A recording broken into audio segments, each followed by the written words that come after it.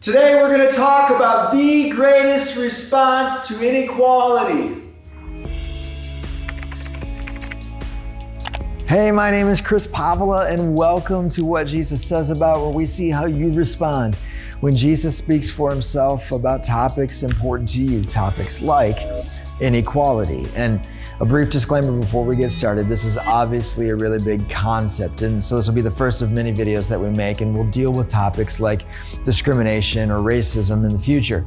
But for today, we're just going to start with this general idea of inequality and what Jesus says about it, and then see how you and I respond. And if we're going to start anywhere with this idea of inequality, we got to start with this concept that Jesus was described as Emmanuel, or God with us. And you might disagree with that, and that's fine, but it's an important idea for us to understand if we're going to look at what Jesus says about inequality, because God with us means that God stepped down from heaven and was made man. But not just any man, he was born and raised in poverty. He took on this posture of a servant throughout his life. And one of the best places we see this idea illustrated is in one of the biographies of Jesus. We read about how Jesus overhears his students arguing about who is the greatest among them, who's greater than who and who's less than who. They're talking about leadership in the group, and it's inequality in rank, but it's still inequality.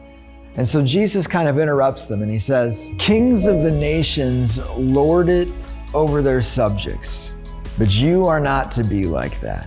Instead, the greatest among you should be like the least, and the one who rules like the one who serves, because I am among you as one who serves."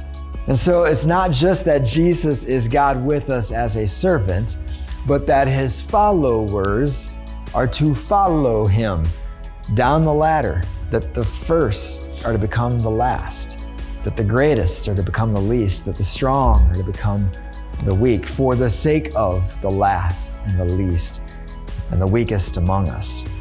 And all of this means that no matter who you are, you can always find greatness, because you can always lower yourself to serve someone. And this is the greatest response to inequality, to stop fighting our way up the ladder and instead start making our way back down the ladder, and to look for those who are less fortunate and see the greatest response to inequality is to do more than a kind thought or a good word, but to actually inconvenience ourselves and become their servant and serve them.